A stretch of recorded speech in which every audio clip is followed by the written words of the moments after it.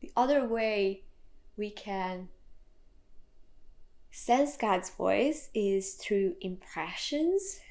This is also something everyone has. Like, if you talk to an atheist on the street, they will tell you about occasions they felt they should do something or they shouldn't, and later they've seen that this impression was right.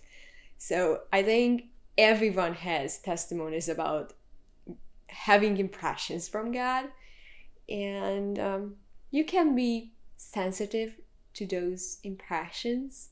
Like, you can have this little game with God, like you try to listen to these impressions and see whether they were right or wrong. God leads us by peace.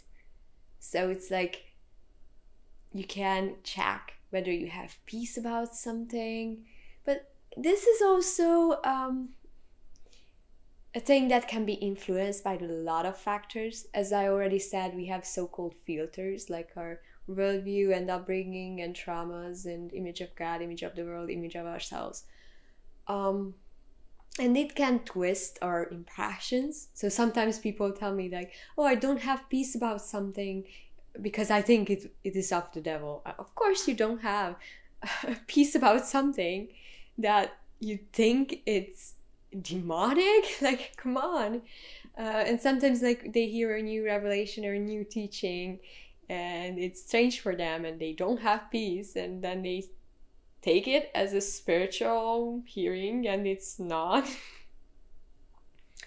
But you can have this little game with God about your personal life. Like, when you have like a smaller decision, like just try to like listen to what comes from a deeper place than your emotional things and your mind and your logic.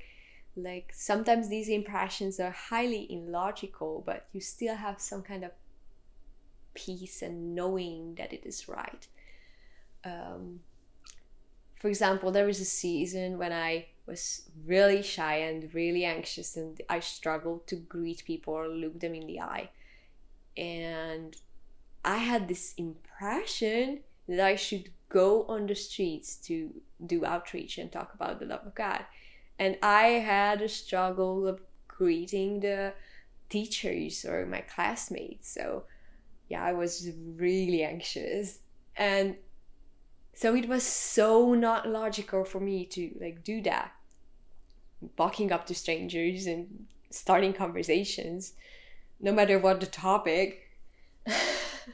And I did that because I felt like something way deeper than my thoughts and my upbringing and everything. Something wants it.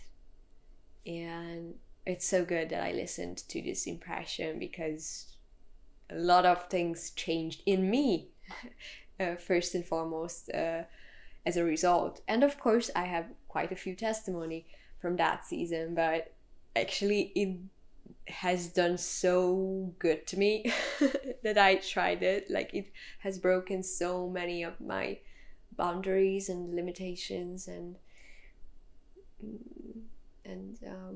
fears.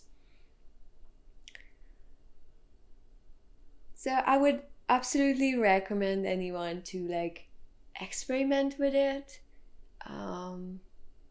Don't start with a crazy thing like what's my impression, like whether I should move to another country tomorrow, but start with like smaller things. Sometimes when I like work on my publishing business, and it's a challenge for me because I've never done business before, and sometimes I write an email and I think it's logical to send it right now, and then I feel like, oh, maybe I should send it like tomorrow. And it's not procrastination, I really want to send it, and I feel like, oh, I shouldn't. And okay, maybe it's just my silly mind, I don't take it too seriously. But then next day it becomes perfectly clear that it is so good that I didn't send it, because I had to like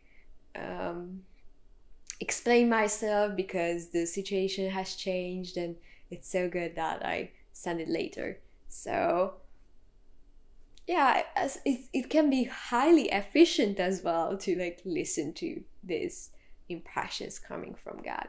And I think like all non-believers have those, like they have the best testimonies on that. Like if you're on the street like talking about hearing God and how many times God has saved you, like saved your life and things like that, they will have their stories.